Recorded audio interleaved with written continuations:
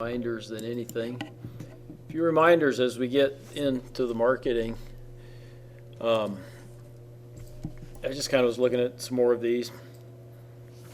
Economics, don't be afraid to include some overall facts about your industry. By that I mean nationwide facts. If you've got statewide facts, that's wonderful. You may or may not. Some of those should be pretty easy to obtain. There are some sites, I know at the national level, NAICS, I think, is one.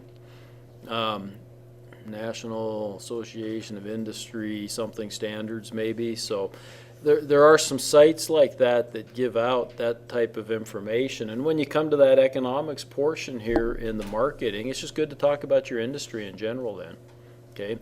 Remember, you're looking to attract investors or lenders with this, and I can tell you, being a former lender, that I wasn't an expert in every field by any means, by any stretch of the imagination. Okay, and so if somebody came to me with a business plan, the more information that they could give me about that particular business, the better. And obviously there were some, we got to be pretty good at farm and ranch because we did a lot of farm and ranch types of lending. But other types of businesses, they're a little more hit or miss. Okay.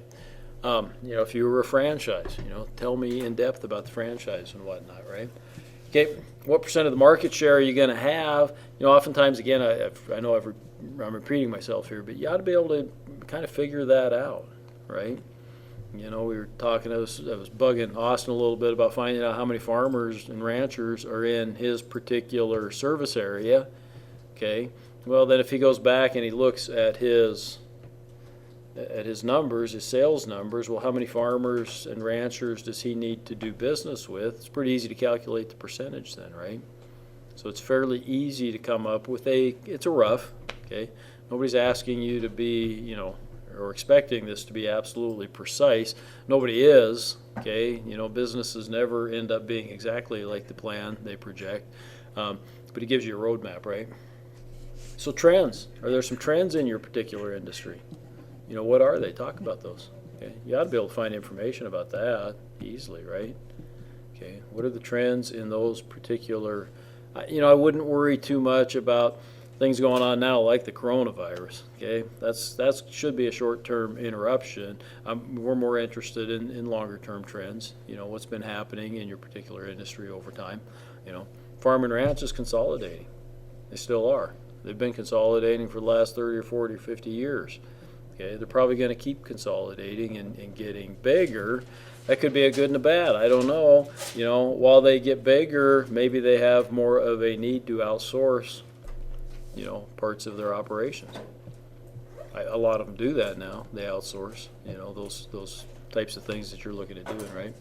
So, include those types of things and try to be, go through this. It's a pretty good list of things that you should look at. What barriers of entry do you face? But that's also important for barriers that your potential competitors will face, right?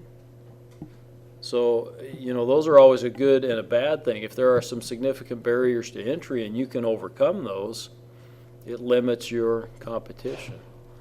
That's Warren Buffett said he always likes to buy businesses that have a moat around them, meaning that there's little chance for competition. Less chance anyhow for competition to come in. Okay, he kind of likes that.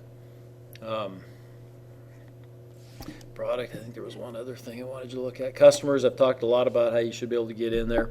Okay, Census Bureau has all kinds of great information. If you want a link that'll kind of get you there, there's another site. It's called ePodunk. I think I've told you guys that. I know that sounds kind of funny, but it's ePodunk. Kind of related to small rural areas.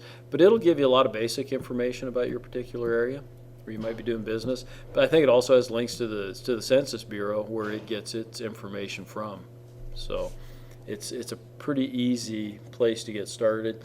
Competition, again, be specific about your competition. There's no excuse, for not looking up and seeing who else is doing business of that type in your area. We're not interested, if you're going to be in north central Montana, I'm not interested in who's doing it in Missoula. I mean, if you're going to use that as a comparison, or you're developing your business kind of based on what they're doing, that's fine. That may be for a different section, but those people aren't going to be your competitors. So, yeah. But be kind of one thing. That was the other one I was going to talk about. That's not in here, but I want everybody to consider this, and that's substitutions, right? Are there substitutions that we can do for our particular product or service? Wiley, in the legal profession, are there some substitutions? There's like internet. There's internet. Okay, there's law firms now that are offering services over the internet. One of the other substitutions is represent yourself. You have every right to do that, especially in smaller, if I get picked up for an MIP, I don't have to hire a lawyer, I might. Well, I can't get picked up for an MIP because I'm well past the minor age. I didn't hire a lawyer. You did hire? I did. Didn't? Yeah. Okay. So, those are substitutions, right? Substitutions for trucking might be do-it-yourself. Same thing for mechanicking, right? Shade tree mechanicking, or, think about it, because there could be substitutions that I'm not thinking of either. So think about substitutions that could be out there, and you should talk about those a little bit, right? And things that you have to overcome. And you want to talk about all those things that you have to overcome. And then explain, if you're going to have a niche, and most of you are, what's that niche going to be? And Wiley's kind of identified the criminal side of things that he wants to go for. And I'm going to tell you, that's probably a good niche, because a lot of people avoid, a lot of lawyers, boy, they come out of law school, that's the last thing they want to do is criminal law. They want to do corporate law. They want to do the easier stuff. They want to do estate planning and corporate law and things like that. They don't really want to get their hands dirty with that criminal law. You're representing, kids, rowdy kids with MIPs, old drunk guys that get DUIs, things like that, See if there's anything else I wanted to make sure. I was going to say this on the location. This is one place on the marketing plan that you can be less detailed. And the reason for that, I want you to talk about that in the marketing plan, just in the sense of how it benefits your particular business, or why you chose that location. But when we get into the business description, which is a separate section, you're going to be far more descriptive of your business and the proposed location. You're going to give me all kinds of detail about that. If you actually have a physical location, how many desks are in it, how many phones, how many computers, it's going to be pretty descriptive. The type of truck you're going to be using, the type of service vehicle you might have, the tools you're going to have on it, okay? But also where it's going to be at, and that description, when you get to the business description, it's going to, again, you're going to tell me the population of the area, you're going to tell me the geography of the area, you're going to tell me the demographics of the area, on and on and on, okay? So that we get a picture of it as if we'd never been there. Okay, but here in the marketing section, I'm getting ahead of myself, because here in the marketing section, you don't have to be that precise. This is where there's going to be some overlap between those two sections, so you can do a brief description here.